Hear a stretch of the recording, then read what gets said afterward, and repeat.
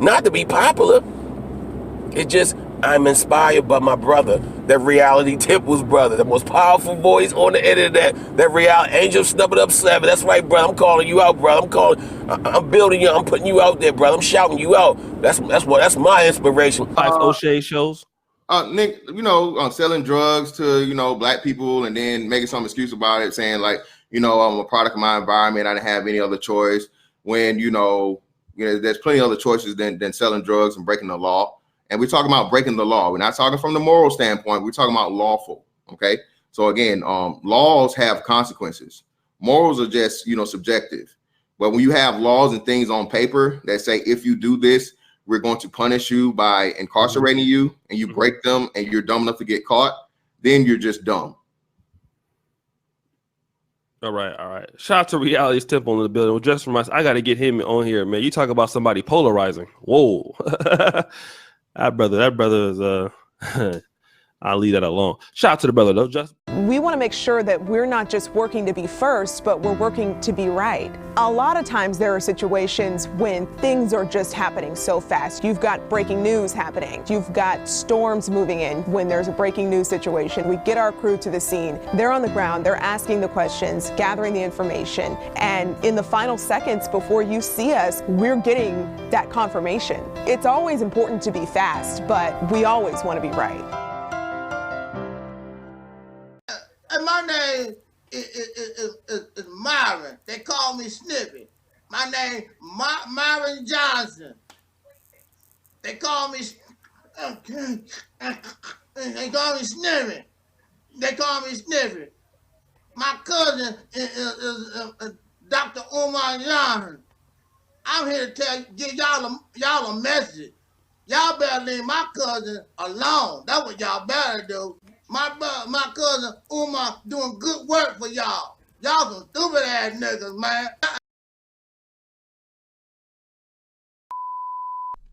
When soul singer and black activist Sam Cooke wrote the lyrics to his song, A Change Is Gonna Come, it was very direct and to the point. With some changes to it, the song was still digestible. In the year 2019, black folks continue to go through the change rather than direct the change. A community activist named Taalik Ibn'rad has made an appeal similar to what Sam Cooke was asking for. A change. It's said that the meek shall inherit the earth. We ask when. When will the landlords give the meek a free lease? Mr. Ibn'rad is humbly asking for the state of Mississippi. Hey, my brother, I had to call you and thank you personally again. I cannot describe to you how happy I was to meet you in person, finally. That was just, amazing. And when I did my website, you were the only brother. And let me stress that. Because when I did that website, blackcommune.net, and I did a video and I asked the black YouTube community, the so-called black YouTube community, to give me your videos. Because at the time, a lot of brothers were getting flagged and videos taken down. So I said, you know what? You can put your videos on my website so that the message can still be heard for all to hear.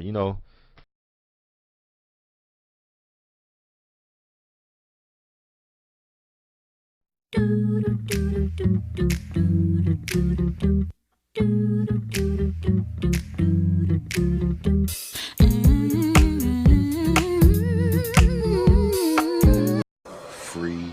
your mind.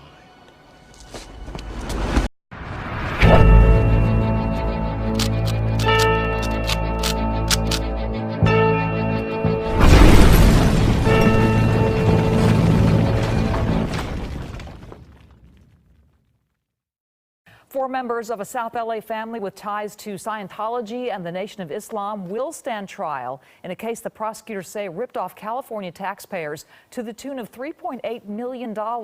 Today, a judge determined there is enough evidence against the mother, Hanan Islam, and two of her adult daughters and a son.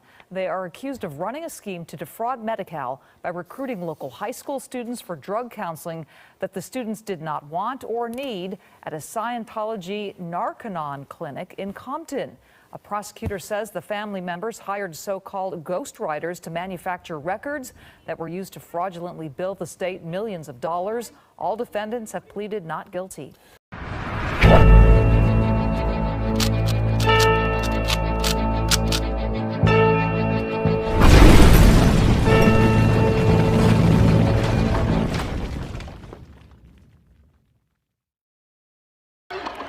That make you go, you know, these aren't jokes, these are thoughts, these are things that make you say. The following program is rated TVMA. Viewer discretion is advised. Thank you, my brother. Assalamu alaikum, family. Brother Rizza from here. I am in very good spirits. I've heard that many of you were asking about your brother, and I truly thank Allah for all of you and your support and your love and everything that you have been doing for me. I'm in Supermax jail in Wayside, which is in Valencia, and the moment I step in here, from the guards to the inmates, I received a lot of love. They knew who I was, not simply from social media, but they knew my family and the work we were doing in the community since 1992. So a lot of the hoods that I'm in here with, which are a lot of Bloods, Crips, a lot of Mexican hoods, a lot of them knew my family for helping their family members to get off drugs, to teach them how to read and write, to help to get them off of probation, etc. A lot of work that we've been doing. So Allah has blessed us to accumulate so much work in the community to where we are now reaping the benefits where the people are speaking up for us even from within the jail. So all I've been doing is I've been praying, studying, working out and exercising, and eating the best that I can, because it's terrible. Yeah, the water is horrific, the food is terrible, but, you know, we're getting through. So again, I thank everyone for your love, for your support, and this is what happens, even to the best of us, when you're doing the best that you can, the enemy will find a way to attack or come at you, especially when you are doing good deeds to resurrect the people. And to answer everyone's question, I'm in jail, not for any of the reasons that you have heard on the news or in the social media, but because of contempt of court, where the judge tried to lie and say something on record that would have affected my life later on and my family's life later on, and I had to correct him respectfully with two laws that he did not like. And because of that, he's speaking out of turn, as he said. He gave me contempt of court, and that is why I'm in here. So my family has been fighting for 4 years to prove that we have helped tens of thousands of people, and the government is saying we have helped no one, and that we basically defrauded the government, which is not true. So your brother's here. I'm feeling very strong. I appreciate you all again. This call is being recorded. Truly thank Allah for each and every one of you. I love you. And inshallah, God willing, I'll be out very soon, and we will show the world that we have helped many people, and we will continue to help as many people as possible.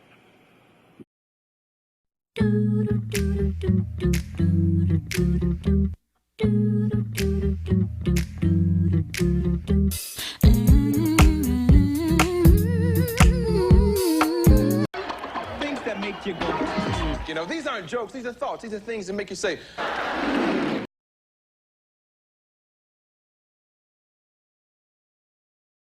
The following program is rated TVMA. Viewer discretion is advised. bringing on my first question. How did the criminal case again? Matter of fact, before I ask you this, let me give everybody the blueprint. I exposed Rizza Islam, y'all, and I broke down how, you know, him and his mother and I believe it to be his stepfather was running, you know, an insurance fraud scam for the Church of Scientology in Los Angeles, and they also scammed the residents of Los Angeles out of home vouchers. And so he was actually arrested, you know, when he went to his court, which he was prolonging. I don't know if y'all remember, I put up the case, I showed the upcoming court dates, all of that. So by him being arrested, this proves everything that I said to be as fact. And he purposely didn't respond to me when I brought this out, because he didn't want everybody to know, you know, his affiliations and his little secret, you know, situation he had going on.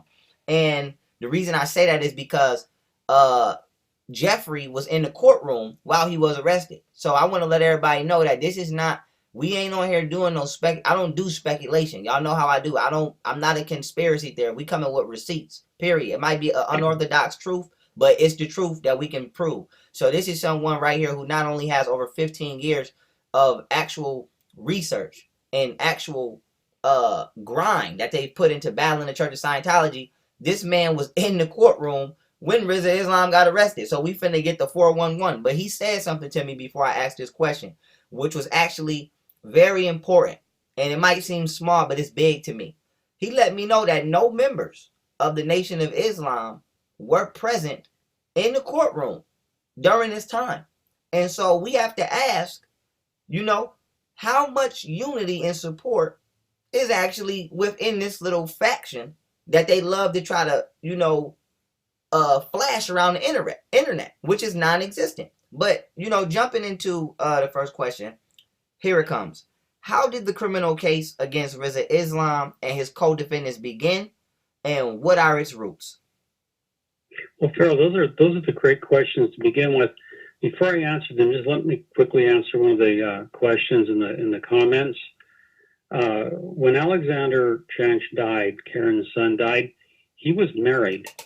And so Alexander's widow had custody of the body. Karen did not. And that's how it works in the state of California. That's why his widow could tell her mother-in-law, no, you can't see the body. I'd also called the mortuary and begged the owner of the mortuary to let Karen see the body as a humane gesture. And nobody would know, but the church had called and threatened to sue him if he you know, violated the law. And it was, right, you know, could have been a secret. So that, to just answer your question and comments. Where this all began is with Alfredi Johnson. Now, he claims to be a Baptist minister, but he's a Scientologist. I've never been able to find any evidence of his ordination from any church body, so I presume he's self-ordained. I could be incorrect on that. I'm willing to be corrected, but I've never seen where his ordination comes from. So in 1992, Alfredi Johnson began the World Literacy Crusade in Compton, California. This was a Scientology center that offered L. Ron Hubbard's so-called study tech, and also a drug treatment program, which you would call Narcanon. And Alfredi Johnson was the man, is the man who brought Isaac Hayes into the Church of Scientology. And what's interesting, when Isaac Hayes got into the church, he told the church leader, David Miscavige, there's not enough black people in Scientology. And so they started thinking about how they could bring more black people into Scientology. And Alfredi Johnson was working in the community, and he met up with Tony Muhammad, who's the Western Regional Manager of Nation of Islam out here in LA. And they got to know each other, right? And as they tell the story online, there's a YouTube video where they talk about Tony Muhammad was beaten by the LAPD during a candlelight vigil for a young black man who had been killed by the LAPD.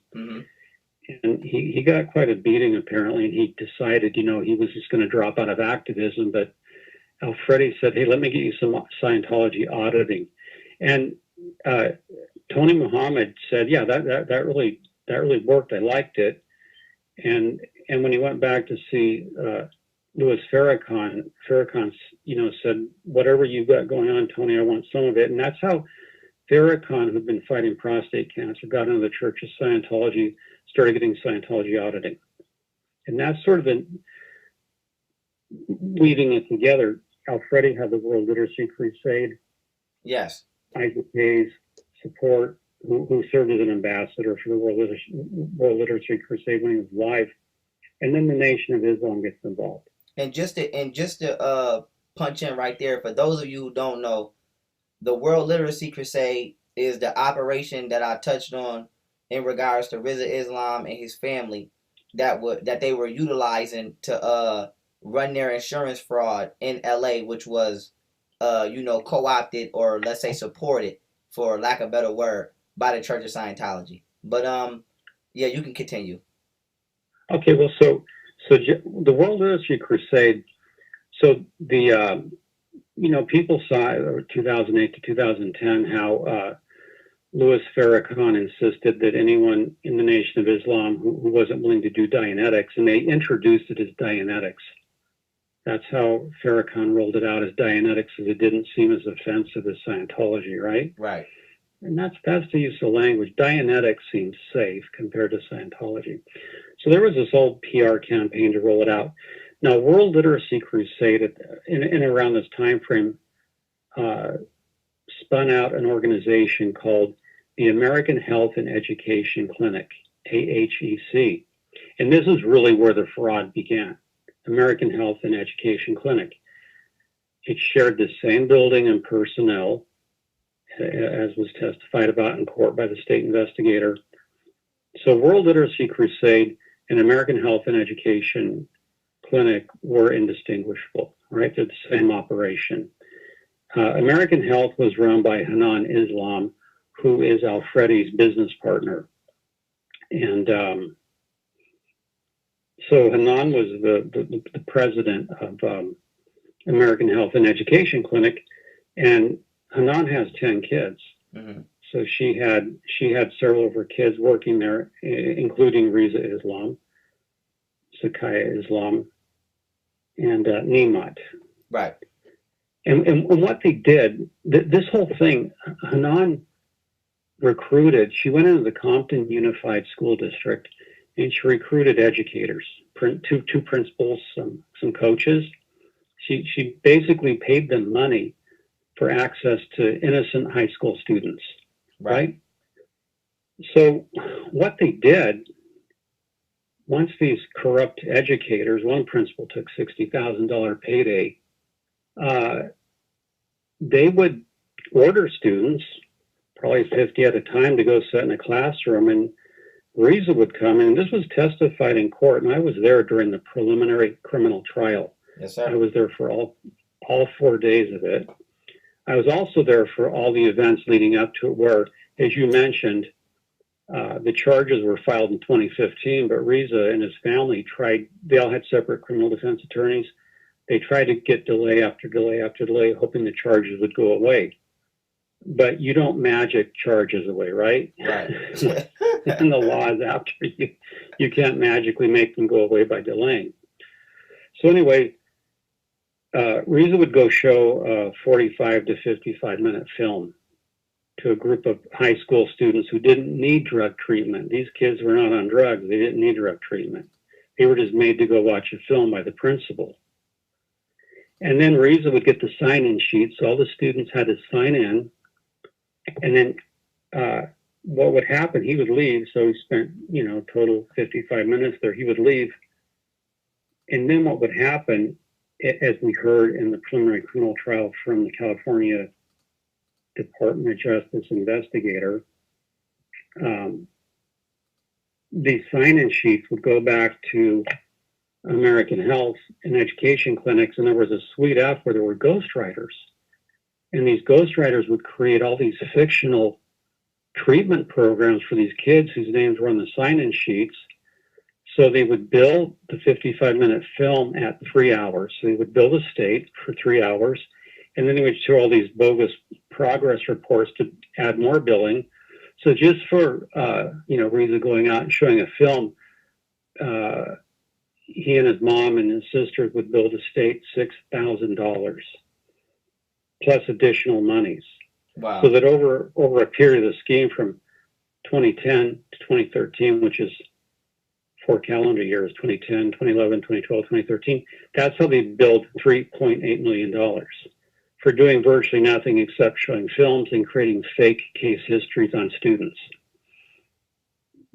Well, that's the essence of the crime. And it was all Scientology-based materials.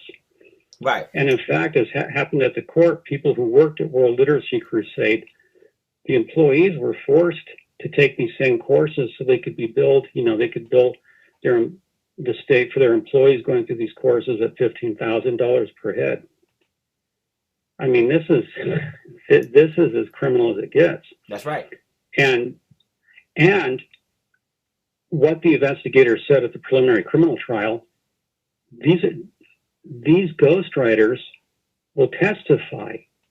The educators have already, pleaded to charges, and done their time. Right.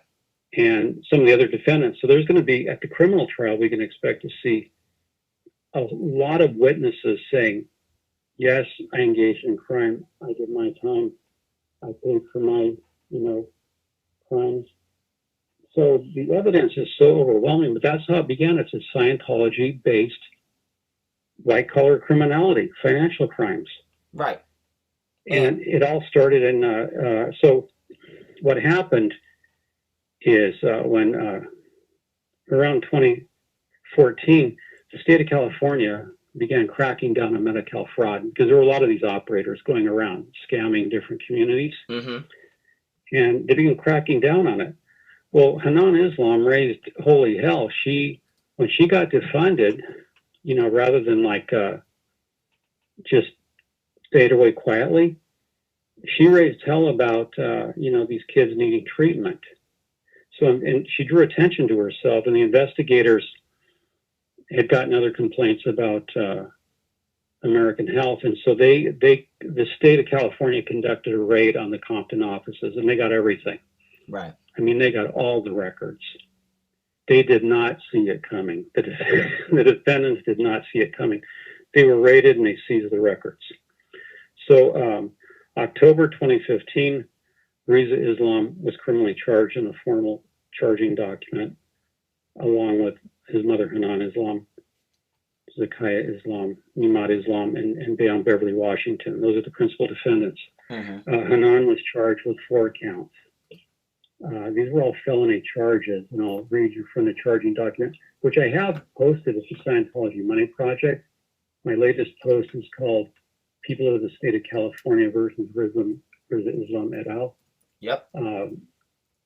Okay, Hanan, Zakaya, and Bayon Beverly Washington are charged with grand theft, presenting false Medi-Cal claims, insurance fraud. Hanan's charged with an additional count of failure to file tax returns. She somehow forgot to file taxes on that for $3.8 million. Right, which is I don't know how you forget. That's a big mistake. Right, I don't know how you forget to file money on that. File taxes on that. Yeah, that's a good. Then she'll have to explain that if she takes the stand. Rizza was charged with presenting false Medi-Cal claims and insurance fraud. Okay. Now what happened, and this is where it gets so strange, Farrell. During the preliminary criminal trial, they were in a courtroom with a judge named Judge Tynan. Yes. And they were delaying. This is in the past, or this is his recent court date that you're about to explain? Well, this is in the past. Okay. Before the preliminary criminal trial. Yep. They were delaying, not wanting to go to preliminary criminal trial. Now, at the time, Rizza was being represented by a Scientology lawyer named Gary Brown. Okay. And they were fixing to go to preliminary criminal trial, and then Gary Brown died. He had heart problems and he died, but that was his Scientology. That was a Scientologist involved in the case, right? Representing Rizza pro bono, right? Mm-hmm. So he died. So your attorney dies, you get some more time. There's another delay, and then what happens? And what happens in the next hearing before a preliminary criminal trial is set, Hanan Islam's attorney announces that she has cancer, colon cancer, and that the trial needs to be delayed because she needs treatment. Now, I want to be very careful here. Hanan Islam's attorney waived her HIPAA rights in court, and the Judge Tynan was very careful about that. So the reason I'm saying it, I'm not invading her privacy. She yelled at me in the preliminary criminal trial about her health matter being private, but her attorney waived her HIPAA rights to privacy. Okay, so I'm not talking out of school. Right. And the judge accepted, and she got delayed. The next thing that happens, Hanan, and this is where none of the defendants went to these hearings, and they should have, because you hear the attorneys talk to the prosecutor, and I'm listening, and the attorneys are saying, one of the defense attorneys is saying to the prosecutor, well, if Hanan dies, she's the big kingpin, so the whole case should be dismissed. And the judge said, we'll wait and see what happens, right? Right. Now get this, Pharaoh. Hanan, they paint a picture in this court hearing like Hanan's on her deathbed. And then, I don't know, maybe a month or two later, Rizza posts a picture on Instagram of him with his mother in Los Angeles attending a film that he's in called The Art of Black Warfare. Mm-hmm. And I see it, and a lot of other people go, well, wait a minute. We thought Rizza's mom was dying. Hold on, wait a minute. Okay, We having whoa. Your phone is breaking up. Okay, is this better? Yep. Okay, so Rizza posted a picture of himself and his mother in Los Angeles, and she looks good. She looks healthy, right? Right. But she's supposed to be getting over cancer. Now, this is not too smart. If you're trying to delay the preliminary criminal trial, you don't post a picture of yourself with your mom when she's supposed to be, on death's doorstep. Correct. So that wasn't too smart on Rizza's part, and I guess somebody sent it to the court, because the next hearing, Judge Tynan transfers this thing up to the 9th floor of the criminal courts building to Judge Pastor. And then suddenly everything is on. Right.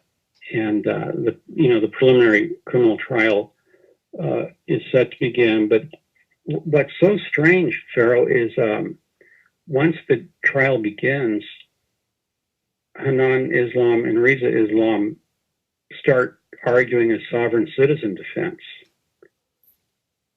And I'm sitting there in court, and they're claiming, and I'm watching this, and we read about sovereign citizen movement. Right. But to actually see in real life people asserting sovereign citizen argument in front of a judge in a felony criminal matter, it's bizarre. They're saying the court doesn't have jurisdiction over them, that they are not the people, that they're the natural person, they're not the people named in the capital letters in the indictment. And I'm thinking, these people stand accused of defrauding the people of the state of California $3.8 million, and yet they're trying to get away with it by saying they're natural persons and not the legal fiction, right? The corporate legal fiction. And I'm thinking this is not going to work. And the thing is, Pharaoh, that $3.8 million could have been spent on kids who really needed drug treatment. This is where my issue comes in. Because even like you stated, his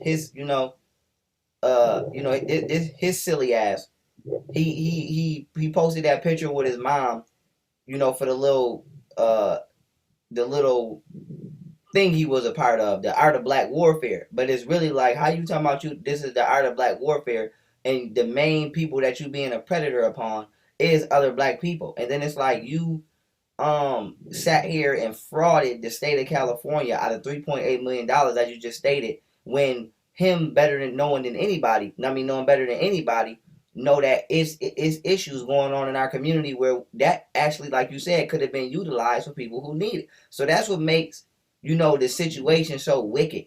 And, before you continue on and, before you continue answering this question, before we go to the next one, I just want to say, I did a lecture on, you know, the Moors and the sovereignty and all of that. So like I said, if y'all rock with me, y'all know how I'm going. If not, if you're new to me, all of my content is on my website, because when you post certain things on YouTube, people flag it. So all of my lectures are on youngpharaoh.net.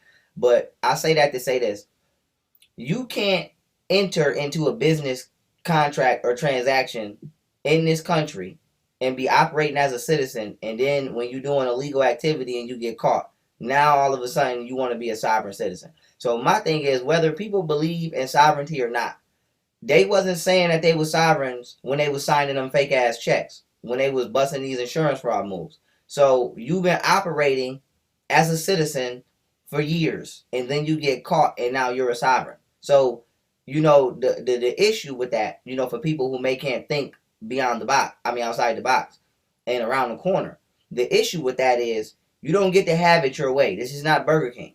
You don't get to be a citizen and be scamming and be doing all of this bullshit, and then when you get caught, now you're a sovereign. Now I could see if, you know, they was like living off the grid and they was like, you know, we don't want to be a part of it, you know, a part of the country. Then I would say, you know, whether I agree with your argument or not, I can say at least you haven't been trying to benefit, you know, from the government. So at least your argument is in synchronicity with your lifestyle. But your lifestyle can't be not only trying to benefit from the government, but you trying to get over on the government. And then when they come and say, hey, we caught you trying to get over on us, now you sitting here trying to say, y'all don't have no jurisdiction to say shit to me. Because, you know, if I was the government, I would punish you harshly for trying to play with my authority like that. That's just anybody. So, you know, that's stupid to me. That's one of the dumbest defenses, you know, I think that he could have created. I don't know what he's thinking with that one, but, you know, good luck. But you can continue on with your answer. Well, you know, and just to back up what you were saying, Pharaoh, you make excellent points, because, yeah, when the state of California was mailing them the Medi-Cal reimbursement checks in the amount, you know, totaling $3.8 million, right? Hanan was certainly taking the money in her own name. She was the signatory on the bank accounts along with Zakia, right? And yeah, so you can't have it both ways. You don't get to take all the money and then suddenly you're nobody, and you know. So you make a great point there. Yeah. Now, Hanan so aggravated the judge, and Judge Pastor bent over backwards to say, ma'am, no. All he was asking her, what is your name, and are you the named defendant? And she refused to answer, and she got very angry and quarrelsome with the judge. So he ordered her arrested. Right. And she was, you know, the bailiff cleared the courtroom. She was arrested for contempt of court. Rizza was arrested for contempt of court. Your voice is going out again. They were given 5 days. They were given days in jail and fined $1,000. Right. So court reconvenes, and you know, Rizza and Hanan come back in the courtroom in handcuffs, and I'm watching this. You see, you know, he's in handcuffs, and Hanan is still defiant, so she leaves. Well, long story short, that court day ends, and the state's presenting its evidence. The next hearing, they show back up, and Rizza's let out, and he's in jail clothes, the blue LA County jail clothes. Right. So it's blue out here, it's not orange, and Hanan's in jail clothes. They're let out in handcuffs by the deputies, handcuffed to a chair. Court begins, and more evidence is presented. Now, by this time, they've dropped, you know, their sovereign citizen defense, because the judge says to Hanan, if you want to stay here for your hearing, as you have a right to do, you need to state your name, and you need to say that you are the named defendant. Right. And Hanan did that. Hanan did that. She said, yes, my name's Hanan Islam, and I am the named defendant. And if people want a narrative of everything I've done, you go to my recent blog post on people of the state of California versus Rizza Islam, and I have links to Tony Ortega's blog. Tony Ortega is a very good friend of mine, and he's the premier blogger on the Church of Scientology in the world. So I did all my live reporting from the courthouse, and I called Tony, and he posted along with other comments. And so in the end, the sovereign citizen defense collapsed. And the last day of the preliminary criminal trial, the state put on senior supervising special agent from the Franchise Tax Board to talk about Hanan Islam's failing to file income taxes. So the judge did a couple things. The judge ruled that the state had met its burden, the people had met its burden for the case to be bound over for trial on all counts. Right. So the arraignment date is October 22nd. Now, what the judge also did, all the defendants had been free on their own recognizance since they'd been charged in 2015. But things had changed. The judge cited the extraordinary changes in circumstance. So he ordered Hanan Islam held on $250,000 bail, and he ordered Rizza Islam held on $100,000 bail, and they were let out of the courtroom. They're in jail. Now, today I checked the Los Angeles County Sheriff's Department inmate locator, and it looks like Rizza has something from his past pop up because there's an additional $31,000 added to his bail. So his bail is now at $131,000, and it seems to refer to a past warrant. So when they brought him in the system, they found something from the past. And I'm trying to get information on that. So this $3.8 million that should have been spent on people who really needed help, young people who really needed help, was stolen. Right. It was, that's the allegation, and they're going to go to trial. Whether they cut a deal, I don't know. So that's how it stands. And I, like I said, I was there in court the whole time. All the documents are posted on my website. You can see the court dates, the charging documents. So that's all the fact-based, and that's the bottom line of what happened.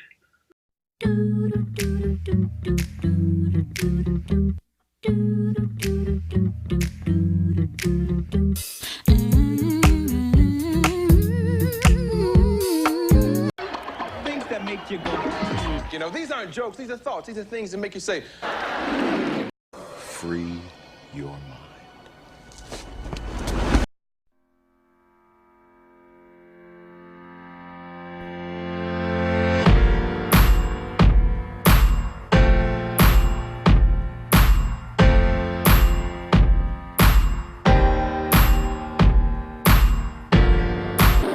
Breaking news, breaking news. Don't have all the details, but it's going around social media, and it seems like that young man called himself Rizza Islam has finally been arrested.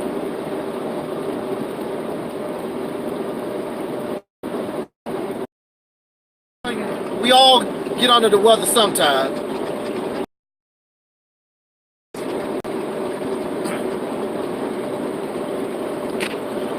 I'd rather be under the weather than under the ground. And you hear what I said, Brother Micah? I'd rather be under the weather than under the ground. Okay. Just come to my attention, well, actually a few days ago, and I thought more people would start talking about it, but it needs to be spoken about. This young man called Rizza Islam put himself out here as a member of the Nation of Islam, a former. He's playing double agent. Maybe he's a Scientologist. Hey, maybe he's a Scientologist and he's a Muslim too. Hey, the first Muslim Scientologist, I guess. I don't know. Hey, when it comes to this stuff, I really don't know. It's real confusing. I don't know. Because for me, there seems to be a conflict of interest. If you're trying to embrace Scientology and the teachings of Elijah Muhammad, I just don't get it. Well, I'm just going to them.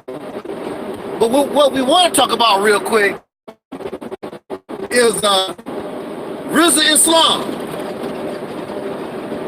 And for those of you who may not know, from them by selling fake Section 8 vouchers. Oh, it's still buffering?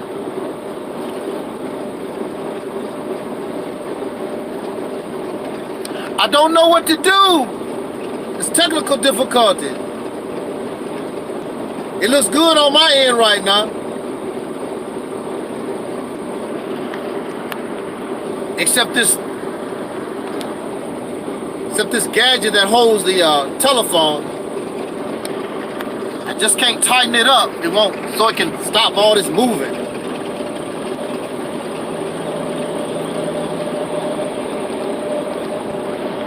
So this has been going on for a little while. They were charged with medical fraud and perhaps some other things. And this has been going on for a little while. And it's very funny that the Nation of Islam, Scientology, even Rizza Islam himself, never spoke about it. What you hiding? What you hiding? Hide, little Rizza. What you hiding?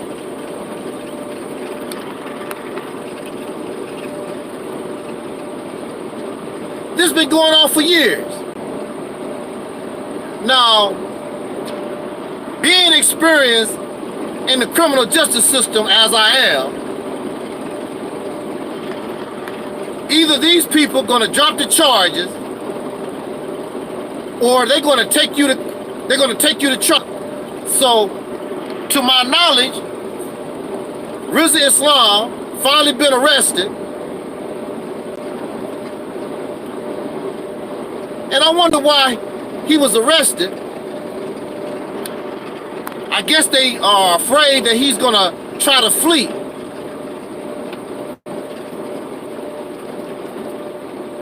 But there's a $130,000 bond. I'm pretty sure the Church of Scientology, Nation of Islam, would be happy to pay that bond.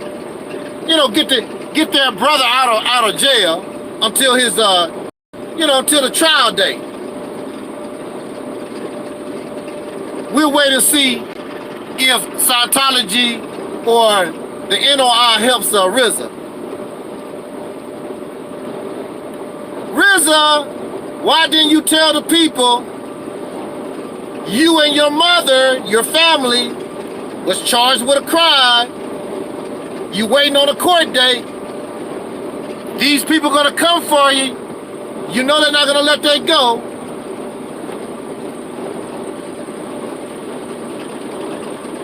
So now, I guess you could say that the chickens come home to roost.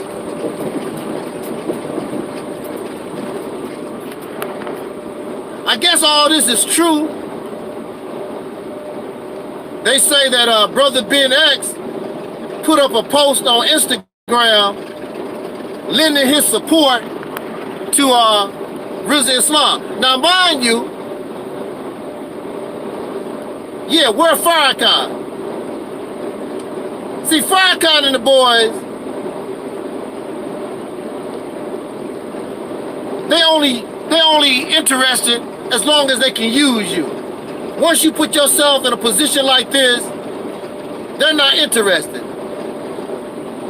They pretend like they were really interested. You know, one of his ministers mysteriously died. One of his ministers went on a trip with co-workers, and he ended up dead. And his death really is suspicious. And the only reason why the Nation of Islam spent any kind of time, any kind of money, trying to seek justice or whatever, was because of the pressure. People kept asking about that. Wow, that's a minister of the Nation of Islam, and they're not seeking inquiry or whatever. That was a very suspicious death, they don't give a damn about their people. Once you can't be used, they're done. Farrakhan do not give a damn about you. If the Nation of Islam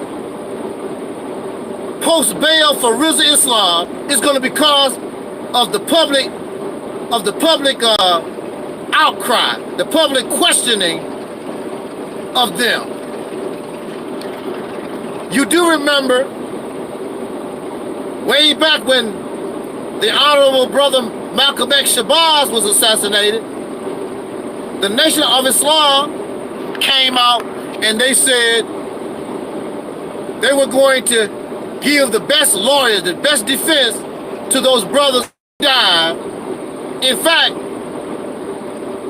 did everything they could to make sure they was not associated with those brothers that was accused of the assassination. And I bet you those brothers felt really, really stupid.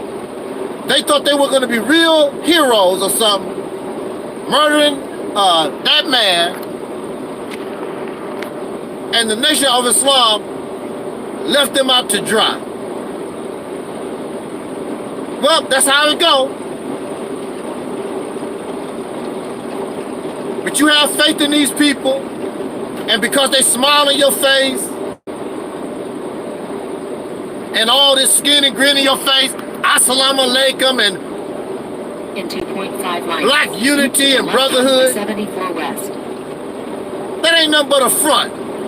They just trying to get you, they throw you away like toilet paper. That's just how it is. Have nothing to do with me. That's just how it goes. So now, look. I was watching some of Young Pharaoh's live stream, and there was a reporter who actually was there when, I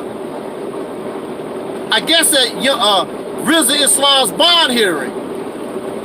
And he said there were no Scientologists, there were no Muslims, just a few members of his family, maybe a sister or something. Here you are, with thousands and thousands of subscribers. You got the Nation of Islam, you got the Church of Scientology. Now you in trouble. Where are these damn people at? Where they at, Rizza? Where they at?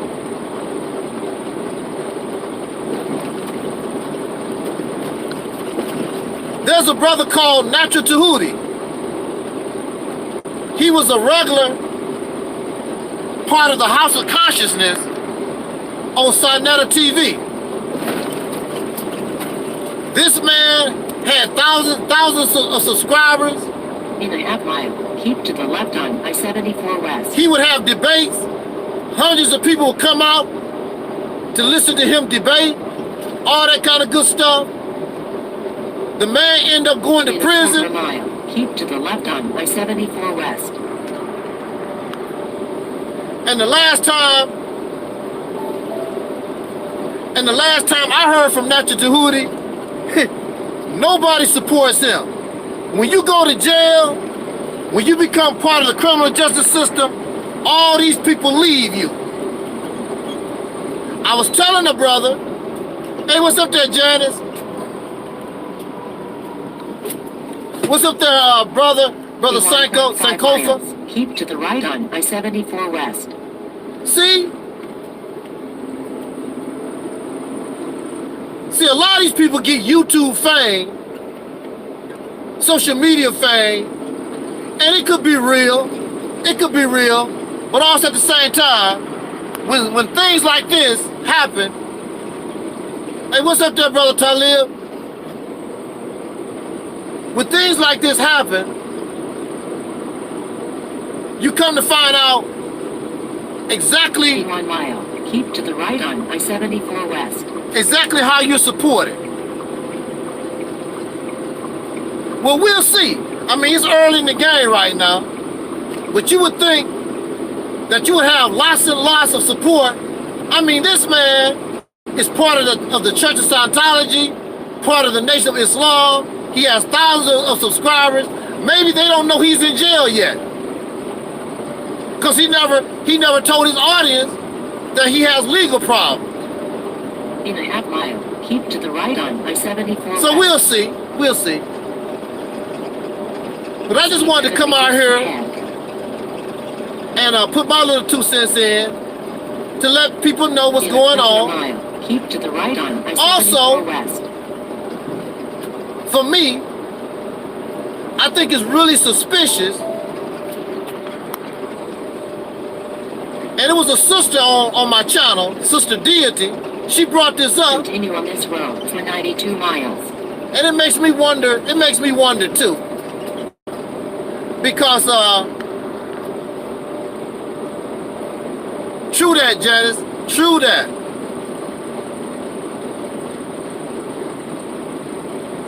The main person that was out here that was really strong for the Nation of Islam, and he had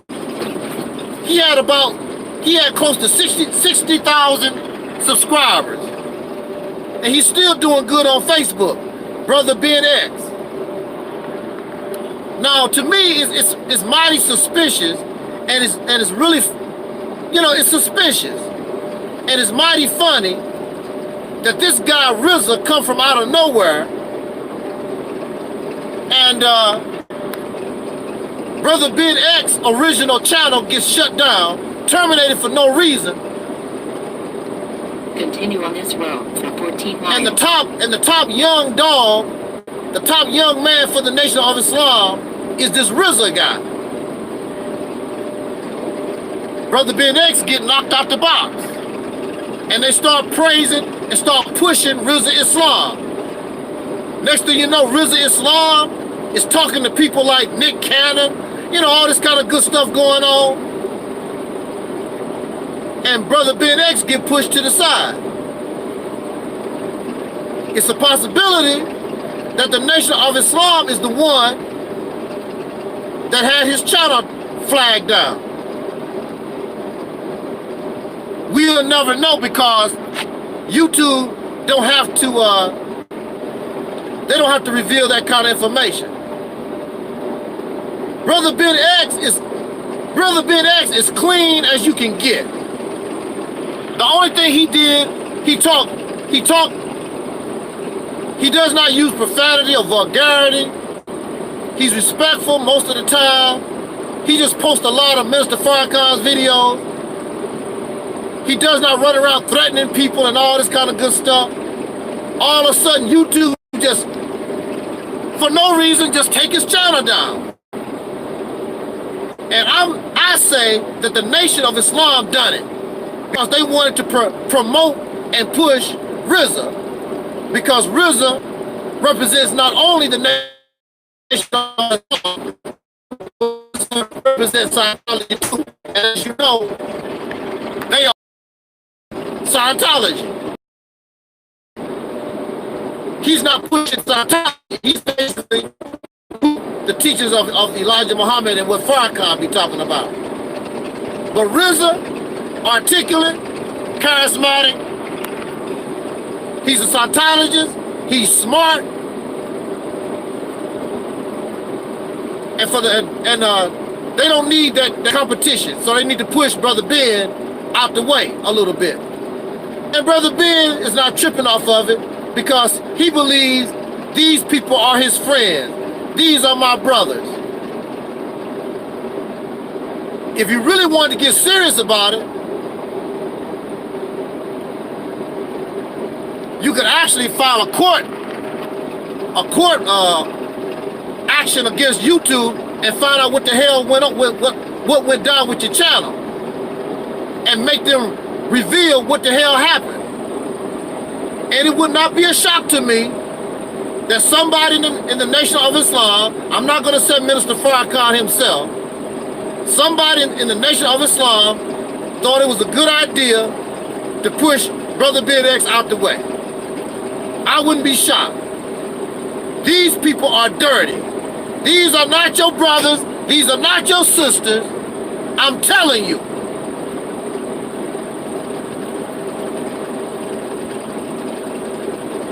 Rizza Islam in jail, being part of Scientology and the Nation of Islam. Hey, what's up there, Zia? This man, let's give him a chance now, cause this is you know, this is still new. This is still breaking news. But Rizza Islam should have all kinds of support. All kinds of videos, support videos should be made. They need to go to that damn courthouse. Support your brother. Here's a man that goes all out for the Nation of Islam and Scientology. He y'all boy. Now he in jail. So what y'all gonna do?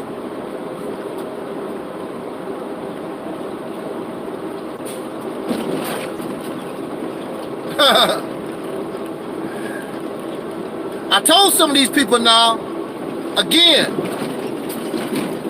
this YouTube stuff, this social media crowd, and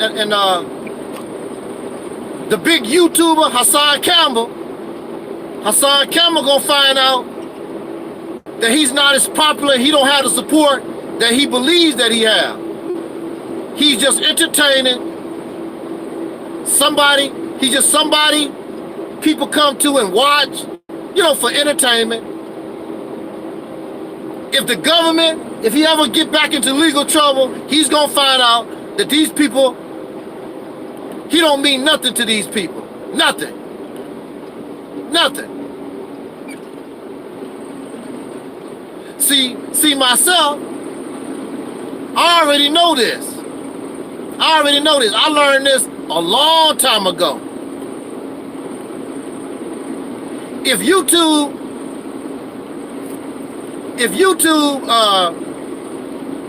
wasn't destroying my channels, you would see that Angel Snub 7, and not only me, but that brother King Noble, myself and King Noble, we are just as big as any of these other people. I would have over 100,000 subscribers right now if YouTube was not tearing down my channels. When they were taking down my channels, I would get about 300 subscribers a month, easy. That's how fast my channel was growing.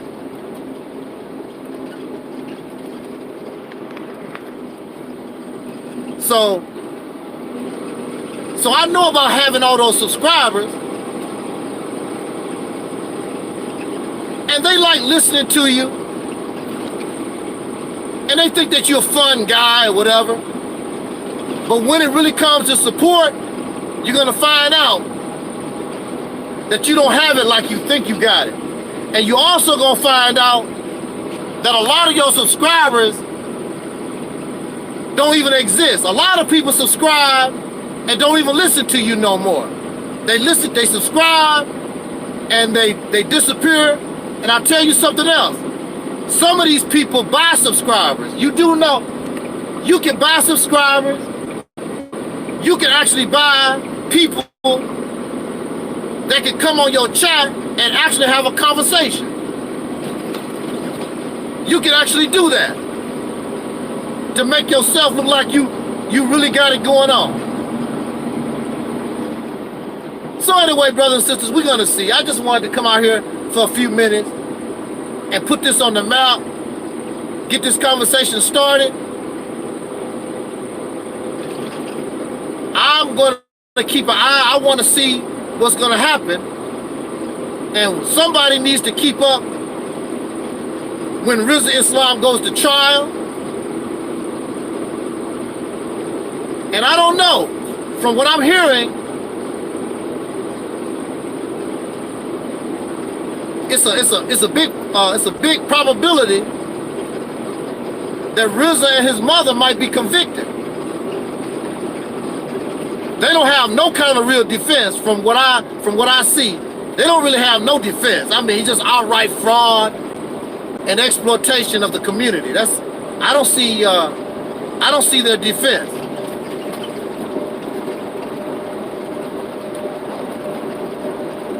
Anyway, we're gonna watch and we're gonna see. Thank y'all for coming out, spend a little time with me. I just wanted to put that out there, and this is going to be something to watch. Now, they can make me a liar. They can make me look really, really bad. And you can see Rizza Islam get a lot of support from the Nation of Islam. But again, the only reason why Rizza would get any support is because the people are talking about it. The people are watching this. That's the only reason.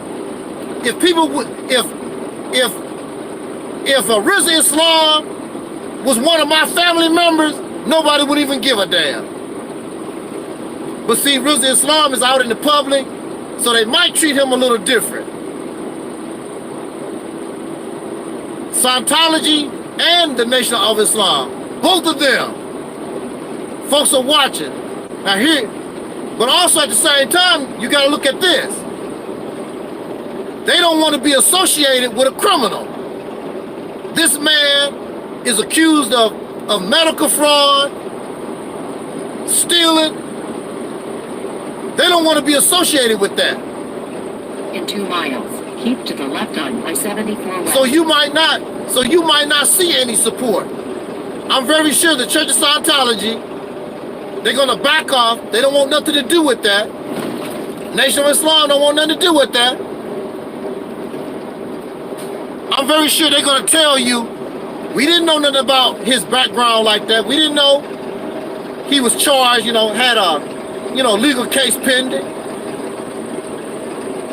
And brothers and sisters, they can say that because Rizza did not make this public knowledge. He didn't go around telling people that he was charged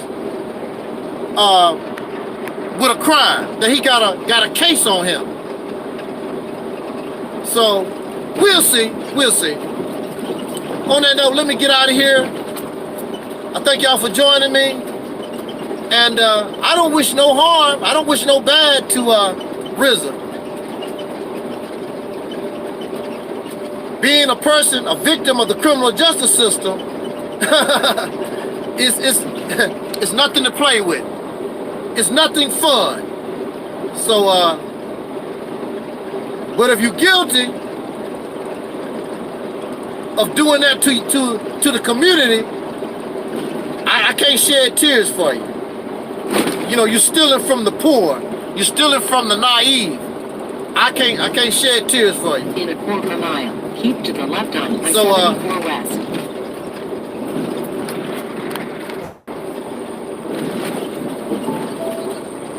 Yeah, I will. I'll do that. See what I can come up with next time I go live and get more detail and keep up with this case. Because I really want to find out. I want to really see what the deal is. On that note, I'm out of here. And y'all have a nice night.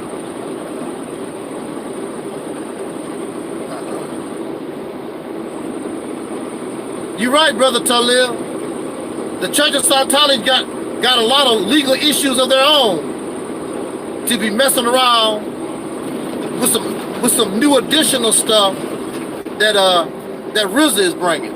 You're right.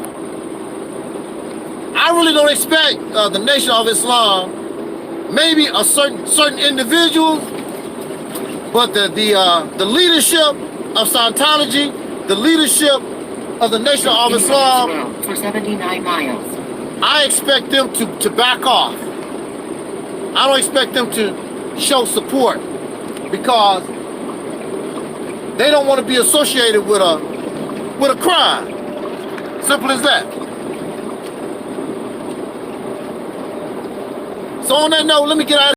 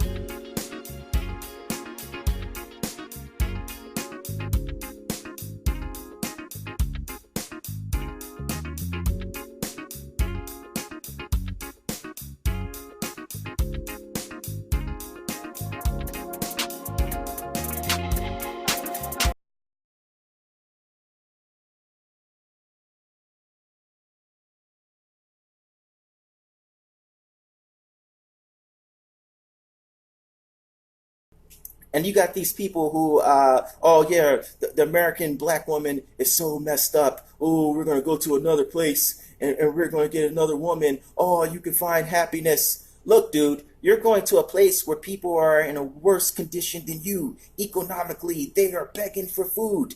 You want to go to Brazil. Just 2 years ago in Brazil, they didn't even have any water to drink there. There was famine there. The government had to give them everything. So you think you're going to come over there with a pocket full of American money and you're going to save the day, and these women are going to, they love you because, oh, you're such a great guy. Listen, man, if you think about the conditions that those people have been in those countries, man, those women will be a little differently than American women because of the conditions that they've been in. So when you come to them and you're a man, yo, and you have a pocket full of money, and you could give them food, man, and you could give them resources and water in a place where they were surviving terribly, of course they're going to treat you a little bit differently. But the American black woman, she can go get her own job. She can go buy her own car. If you're not going to take care of your kids, she'll take care of your kids, okay? If you're not going to be the guy to do it, another guy will do it. Here in America, the American black woman has more opportunities than those women down there in those other countries. So, once again, man, these brothers, man, are trying to be clever, you know, and that's something that we learn from living among the white man, because the white man is a very clever man, you know. He's a very idealistic person. He has many ideas of how everything should be, what the future should be like. He micromanages the whole world. You understand? He don't let people live their own life. For him, there is really no concept of living. If you really think about it, it's just micromanaging everything. You can't even pay your own taxes, you know, withholdings, you know. That was from a white man. The white man is very traditional, okay? If you look at it, you have all these people here in America who saying that America is post-racial. Like, how is America post-racial when we've been doing traditions? We do the same holidays, okay? We go to the same schools. We do all the same stuff that we've been doing all the time. We teach the same histories in schools. It's a traditional reality, man. We are a traditional country, and America has a traditional historical legacy of the mistreatment of people of color. Okay, so it's not going to go away. Those people are basically following their tradition, and for you to expect them not to be following their traditions, that's like basically asking the white people who are, oh, American, oh, make America great again, to get rid of their flags. They're not going to do it because they are traditional white people. They're just being what they were programmed, plasticity, how their brains, how they were in their environment, how they were brought up to be an American. You know, you can put 10 amendments in the Constitution, you know, to change things for black people, you know, but they're going to say, oh yeah, y'all are just trying to change our culture. Oh, y'all are trying to take our freedoms away from us. Oh, you know, y'all are trying to destroy America. So they're always going to be pre-amendment, you know, constitutionalists, whatever goes back the furthest. That's how the white people are going to be, and you can't change it. And this is going to be my final point. You know, I'm going to go out because I agreed to stick to a blueprint. You know, children. You know, I've been in family court before. Now I wasn't there for me, but I was sitting there watching, right? And there was a black couple in there, and it was a white judge. This black woman was educated. The black man was educated. They were smart black people, and they had a little disagreement. They had a little disagreement, you know. The woman, I don't know what happened, okay, but they ended up in family court, and this man went in court, man, and he defended himself against this woman, and this woman, you know, she defended herself against this man, and they were both smart, and they both articulated themselves very well. And you know what the judge said to these two people? She said, listen, yo, you two are smart, okay? Y'all are smarter than most of the people that come in here. Y'all need to leave here and go home and work on your problems yourselves. She said, this is not a place for people like y'all. This is going to destroy y'all. Y'all need to work this out yourselves. And that's what a lot of black people do need to do, man. They need to really work through their issues, man. You know, we got a lot of pride, man. We got a lot of arrogance inside of us, man. Like, we feel so, yeah, please, whatever you want to do. You're welcome, man. You're welcome, okay? Listen, man, we got to be able to, if we're fighting with each other and we're a couple, man, we have to be able to find a way to stop fighting with each other. You know, when me and my woman used to argue all the time, you know, I used to blame her for it and everything like that.